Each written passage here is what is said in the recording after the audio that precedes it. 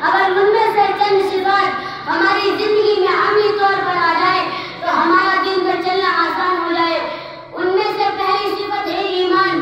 ایمان کا بول ہے لا الہ الا اللہ محمد رسول اللہ۔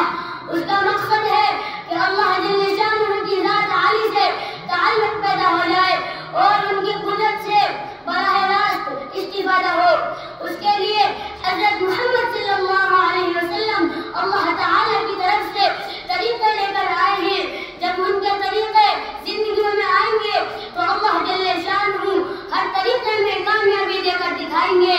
لا الہ الا اللہ محمد رسول اللہ۔ میں اپنے یقین اور اپنے جذبے اور اپنے طریقے بدلنے کا مطالبہ ہے۔ یقین کی تبدیلی پر ہی اللہ پاک اس زمین و آسمان سے کئی گنا زیادہ بڑی جنت عطا فرمائیں گے۔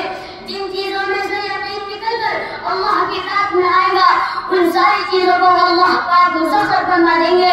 اس یقین کو اپنے اندر پیدا کرنے کے لیے ایک تو اس یقین کی دعوت دینی ہے، اللہ کی بڑائی سمجھانی ہے، ان کی ربوبیت سمجھانی ہے، ان کی قدرت سمجھانی ہے، انبیاء کرام علیہم السلام اور صحابہ رضی اللہ عنہم کے واقعات سنانے ہیں، خود تنہائیوں میں بیٹھ کر سوچنا ہے، دل میں اسی یقین کو ڈالنا ہے جس کی مجموعہ میں دعوت دی ہے۔ یہی حق ہے اور بھی دونوں پر دعا مانگنی ہے کہ اللہ اس یقین کی حقیقت سے نواز دے۔ دوسرا نمبر نماز۔ اللہ جل شانہ کی قدرت سے براہ راست فائدہ حاصل کرنے کے لیے نماز کا عمل دیا گیا ہے۔ سر سے لے کر پیر تک اللہ کی رضا والے مخصوص طریقے پر پابندیوں کے ساتھ اپنے کو استعمال کرو۔ آنکھوں کا، کانوں کا، ہاتھوں کا، زبان کا، پیروں کا استعمال ٹھیک ہو، دل میں اللہ کا دھیان ہو، اللہ کا خوف ہو، یقین ہو کہ نماز میں اللہ کے حکم کے مطابق میرا ہر استعمال تکبیر و تسبیح، رکوع و سجدہ ساری کائنات سے زیادہ انعامات دلانے والا ہے۔ اسی یقین کے ساتھ نماز پڑھ کر ہاتھ بھیڑا کر مانگا جائے تو اللہ جل شانہ اپنی قدرت سے ہر ضرورت پوری کریں گے۔ ایسی نماز پر اللہ پاک گناہوں کو معاف بھی فرما دیں گے، رزق میں برکت بھی دیں گے، طاقت کی توفیق بھی ملے گی۔ ایسی نماز سیکھنے کے لیے دوسروں کو خشوع و نماز کی ترغیب و دعوت دی جائے، اس پر آخرت اور دنیا کے نفع سمجھایا جائے۔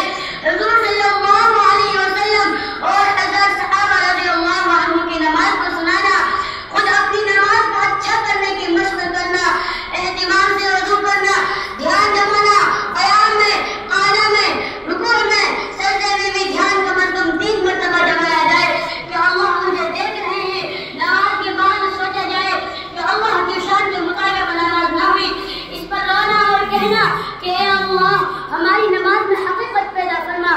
تیسرا نمبر علم و ذکر۔ علم سے مراد یہ ہے کہ ہم میں تحقیق کا جذبہ پیدا ہو جائے، میرے اللہ مجھ سے اس حال میں کیا چاہتے ہیں، اور پھر اللہ کے دھیان کے ساتھ اپنے آپ کو اس عمل میں لگا دینا۔ یہ ذکر ہے جو آدمی دین سیکھنے کے لیے سفر کرتا ہے اس کا یہ سفر عبادت میں لکھا جاتا ہے۔ اس مقصد کے لیے چلنے والوں کے پیروں کے نیچے 70,000 فرشتے اپنے پر بچھاتے ہیں۔ زمین و آسمان کی ساری مخلوق ان کے لیے دعائیں مغفرت کرتی ہے۔ شیطان پر ایک عالم 1000 عابدوں سے زیادہ بھاری ہے۔ دوسروں میں علم کا شوق پیدا کرنے کی کوشش کی جائے، فضائل سنائے جائیں، خود تعلیم کے حلقوں میں بیٹھا جائے، علماء کی خدمت میں حاضری دی جائے، اس کو بھی عبادت یقین کیا جائے اور رو رو کر مانگا جائے کہ اللہ جل شانہ علم کی حقیقت ادا فرما دے۔ ہر عمل میں اللہ جل شانہ کا دھیان پیدا کرنے کے لیے اللہ کا ذکر ہے۔ جو آدمی اللہ جل شانہ کو یاد کرتا ہے اللہ جل شانہ اس کو یاد فرماتے ہیں۔ جب تک آدمی کے ہونٹ اللہ کے ذکر میں ہلتے رہتے ہیں اللہ جل شانہ اس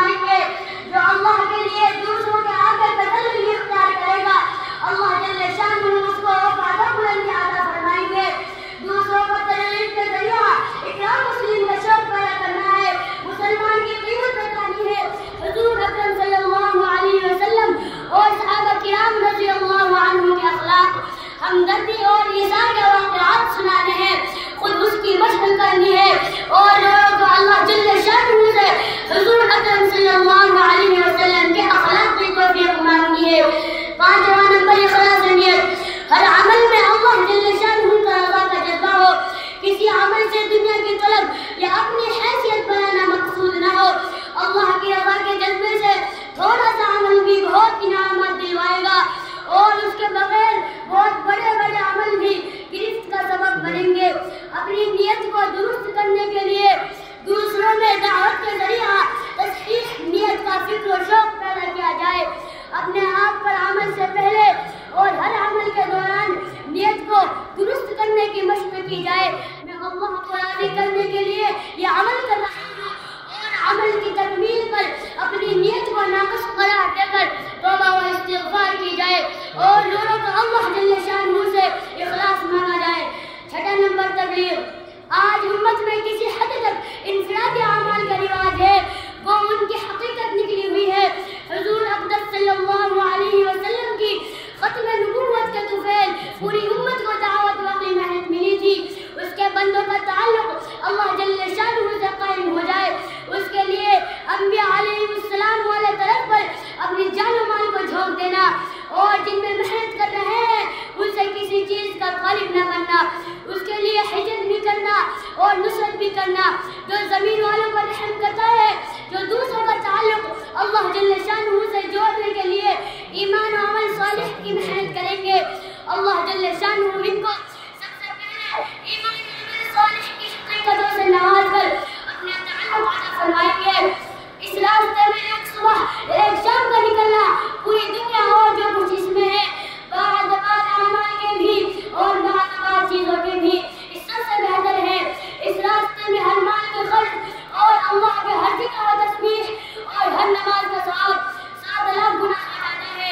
इस रास्ते में मेहनत करने वाले की दुआएं बनी इसराइल के अंबिया अलैहिस्सलाम की दुआओं की तरह कबूल होती है, यानी जिस तरह उनकी दुआओं पर अल्लाह जल्ल शानहू ने सवाल के खिलाफ अपनी कुदरत को इस्तेमाल फरमाकर उनको कामयाब फरमाया।